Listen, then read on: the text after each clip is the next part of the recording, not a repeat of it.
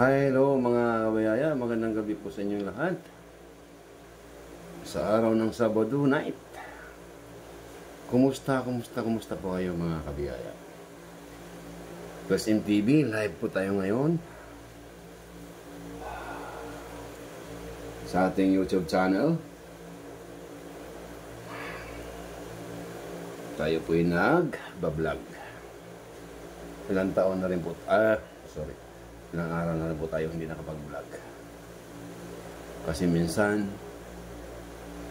may mga pangyayari sa buhay natin na hindi natin nakalain na dumating, no? Ang mga pagsubok sa ating buhay.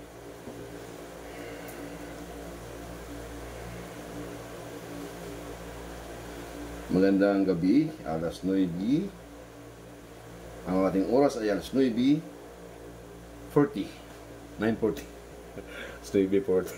9:40. Ako po'y nangumusta po sa inyo mga kabiyaya sa mga araw ngayon o gabi o saan man kayo ngayon naroon sa mundo. Sa ating mga OFWs na hanggang ngayon nasa ibang bansa para maghanap buhay para sa kanilang mga pamilya na mabibigyan ng magandang bukas, no? Kayo ng mga anak.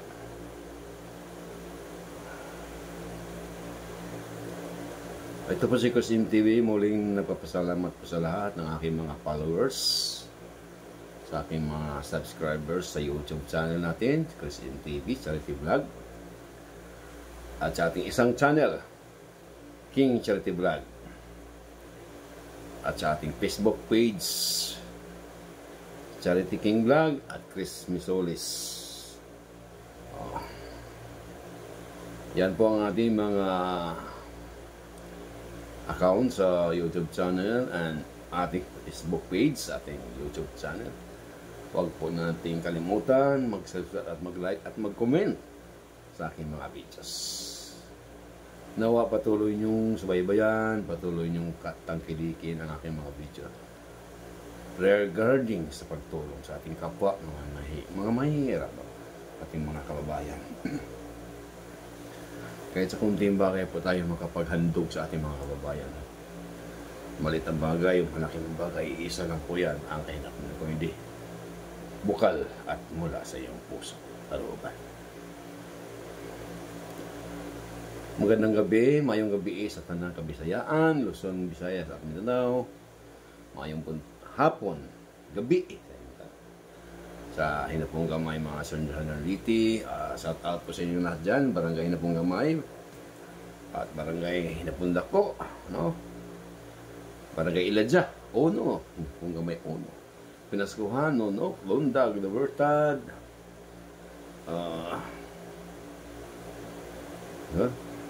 Nonok,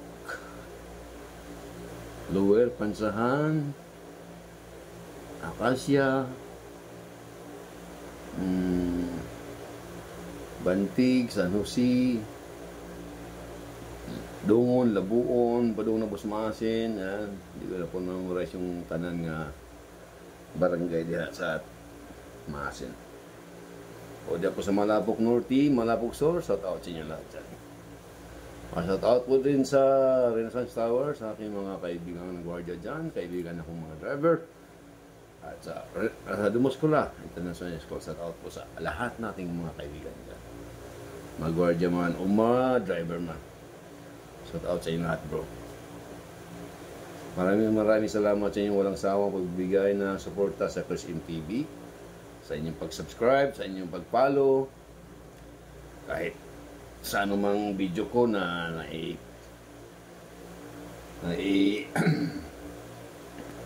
upload natin sa YouTube, lagi kayong nandyan. Salamat. Shout out Madam Susan David, shout out ma'am, magandang umaga dyan sa Amerika. Shout out G. Guevara sa mga Banatinos Brothers, sa mga DDS supporters, at lalo na po sa mga DDS family, no? Tatay Digong, family. Inday Sara Duterte, Basti, Paulo at iba pa sa lahat ng mga Duterte family at sa lahat po ng mga supporters at mga loyals ng Duterte family. Mabuhay Pilipinas! Topic po natin ngayon ay ang tungkol po sa impeachment. Impeachment, no? Kung ano na ngayon ang nangyayari sa impeach nila kay Inday Sara. Na mukha namang walang ka kulay-kulay, no? Parang lahat ay parang mugna ba? Mugna lang ba sa mga kontra, aron lang madaot ang mga DTS family, mga Duterte family at mga supporters ni Duterte, ni Tatay Digo. Para lang talagang masira hanggat sa sirain talaga nila hanggat sa pagtakbo ng 2028 na masira ang ating mahal na Inday Sara Duterte Vice President. Pero hindi po talaga nila kaya dahil ang mga pinafile nilang impeachment parang may pukus-pukus, biglaan, may interest, para bang makikita talaga ng tao na politika style, no? Politics attack, hindi sa katotohanan na pagkurap sa pira ng bayan, no? Hindi, wala kang makikita na yun ang naging dahilan sa pinafile ng impeachment. Hindi ang nakikita mong dahilan yung politics, inggit, galit, at gusto nilang mawala ang mga Duterte family sa politika. Kasi alam nila na si Inday Sara lang po talaga pinakamaigpit na kalaban, pinakapanalo sa buong Pilipinas. Kasi nga, nakikita ng mga tao na sensitive at may sinseridad at kredibilidad, kakayahan at tapang na pinagmamana ang minana ng Tatay Digong, minana ni Inday Sara. Kaya nakikita ng mga tao na may kredibilidad at may kakayahan ito para ituwid at dadalhin ang Pilipinas sa wastong patutunguhan ng Pilipinas. Mawala ang korupsyon, mawala ang drugs, ang andik sa ating bansa. Maparusahan ang mga krimen, mawala ang mga krimen. Hindi naman talaga totally mawala yan. Ibig sabihin, mabawasan lang siya kahit man lang kalahati, no? Kahit man lang kalahati.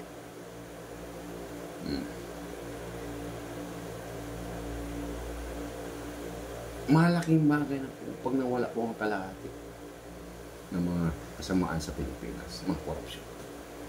Malaki na po ang kaibahan sa hindi nagbabago. Yan po ang ating isa sa mga hiling at pangarap ng bawat Pilipino. No, na masisilayan ng bawat Pilipino ang tagumpay ng isang pangulo na mayroong kredibilidad, mayroong pangarap, mayroong ginawa para sa sambayanang Pilipino. Iyon ang pinakadabis sa namumuno ng ating bansa.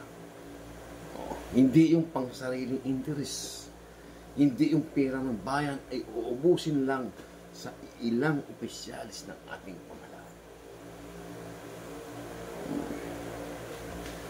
Dapat na baguhin ang sistema na maging 3 term ang isang Pangulo ng Pilipinas.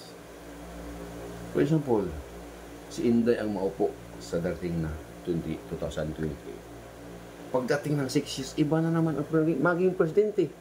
Maiba na naman ang sistema at kalakaran na naman. No? Babalik at babalik na naman ang sistema. Kaya walang pagbabago pa ulit na lang ang Pilipinas. Pero kung gagawing term ang isang presidente, na yun pa rin ang upo sa pangatlong term. Yung pangatlong term na yung 18 years, kasi 6 years. Ang dami, marami na po yung buhay ang matutulog at marami na po yung pagbabago ang magaganap.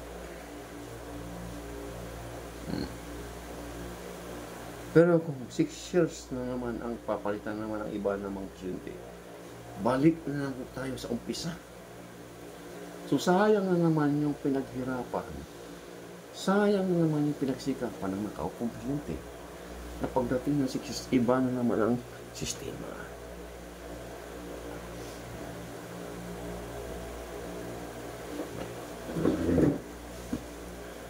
Kaya yun po dapat ang ating gawin para tuloy-tuloy po ang maging kalakaran ng Pilipinas. Tuloy-tuloy po ang maging sistema ng Pilipinas. Hindi po yung pagbabago ang sistema.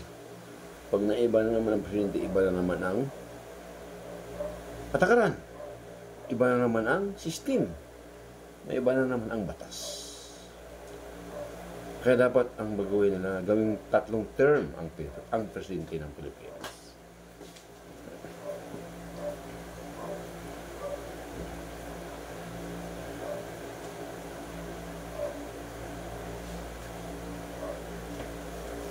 Yan po ang aking pananaw lang, ha? Sarili kong pananaw, sarili kong nakikita ko sa aking mga dreams, sarili kong pangarap na sana magkaroon ng ganung sistema para hindi mo pa iba-iba ang maging kalakaran ng Pilipinas. Hindi magbago-bago ang ikot ng batas. Continuous. Hindi magbabago. Kapag 3 term ang presidente ng Pilipinas, matuloy-tuloy ang kanyang trabaho. Hindi maging putol-putol. Kaya yan dapat nila ipanukalang batas na gawing term ang presidente ng Pilipinas. Gawing 3 term. Ayan. Yan po ang ating hiling, no? Sa akin lang, sa side ko lang po yan. Pananaw ko lang po yan. Mas maganda kung yan din ang pananaw nyo na maging 3 term. Kung matino ka presidente, bakit? Gawin kang 3 term. Diba? Kung hindi ka naman matino, kahit gawin ka pang 3 term, kung hindi ka ibubuto ng tao, wala naman. Tao naman ang susunod eh. Hindi naman yung 3 term. Tao ang nasusunod kung ibubuto ka pa. Ang malaga, gawing term. Gawing 3 term. Nasa tao na yan kung ibubuto ka pa. Ganun lang naman yun eh. Yan po ang sarili kong pananaw. Para yung gagawin ng presidente, ano mo yung kanyang project na hindi matatapos sa kanyang term. Kung mananalo siya uli, at least continuous. Continuous pa rin maging yung project niya. Hanggat sa hanggat sa matapos.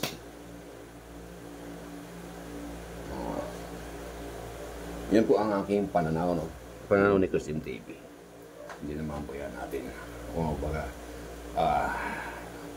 bilang isang mamayan, may ambag.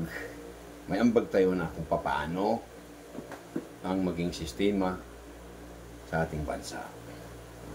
Lahat po kayo pwedeng mag-ambag kung ano po yung naisipan nyo. Mahirap man tayo, mayaman man tayo. Lahat po tayo pwedeng umambag sa gobyerno kung ano po ang maganda at ano po yung naisipan nating plano at maitulong sa ating gobyerno. Yan po, malaya po tayo. Wala po nagbabawal sa tayo na gano'n. Oo. Malaya tayo magbibigay ng idea sa ating pamahalaan. Kung ano ikabubuti ng Pilipinas. Huwag po tayong maging kamimi lang. Kasi lahat po tayo may ambag sa gobyerno. lahat po tayo, may tax tayo na binabayaran. Bawat kain natin, may tax yan. Bigyan tayo ng bigas, kakain tayo ng Jollibee, o whatever, saan ka mga kain, may tax tayo binabayaran. Right? Lalo na po sa edad natin, hindi pa citizens, hindi pa nabawa. Wala pa tayong nakukuha sa gobyerno. Yeah. Kumikita pa sa atin ng gobyerno kasi hindi pa tinakakuha ng senior citizen. Dito ba? Excuse me. Yan po ang ating topic, no, regarding sa impeachment ni Inday Sara. Nagpasalamat po tayo na hindi po natuloy ang impeachment. Pero mayroon na matutuloy daw yan, sabi ni Atty. Panilo. Pero wala naman talaga, kahit matuloy o hindi, sige lang. Kasi gusto rin talaga ni Inday Sara matuloy kasi may malay natin, no, na mayroon palang mas matinding ebidensya si Inday Sara ang hinawakan. Kaya gusto rin yung matuloy para mailabas din yung kanyang hinawakan na ebidensya. No? Baka ang sistema dyan mangyayari, baliktad. No? Which is na si Inday Sara ma-impeach sa araw na yan, baka si Marcos pa ang ma-impeach. So hindi matuloy eleksyon. Si Inday Sara na ang presidente. Asi! Yung mga teknik, no? Okay, tuloy o hindi, basta tayong mga Pilipino gumawa ng tama sa ating kapwa. Okay, alright. Maraming salamat sa inyo, sa inyong walang sawang pagsubaybay sa Chris MTV at sa ating Facebook page. At sa ating isang YouTube channel natin, Chris King Charity Vlog, na hindi naman natin masyadong ginagamit, no? Kasi dito pa nga lang sa isang channel ko, parang wala na po tayong masyadong na-upload. Pero hayaan nyo po. Magla-live po ako sa dating na mga araw. Kung mayroon po tayong pera, budget, no? Para makapag-charity tayo. Bago ako mag-charity, kung saan akong area na mamimigay ng bigas, magla-live po ako sa live sa Facebook para malaman po nyo, lalo po sa mga taga-Lagundi, no, dito malapit sa area ko, para malaman po nyo kung saan ako area na matagpuan na namamahagi ng kunting bigas sa ating mga kapuspalad na walang-wala sa buhay, no? Maraming salamat. God bless sa ating lahat. Shout out sa inyong lahat. Sana'y nasa mabuti kayong kalagayan ngayon at ligtas anumang masamang karamdaman sa po ng ating mamahal sa buhay. God bless and amen. Thank you. Don't forget, follow my YouTube channel, Chris MTV at King Charity Vlog, at sa ating Facebook page, Charity King Vlog at Chris Misoles. Thank you. Maraming salamat sa inyo lahat. Bye-bye. Love you. Bye.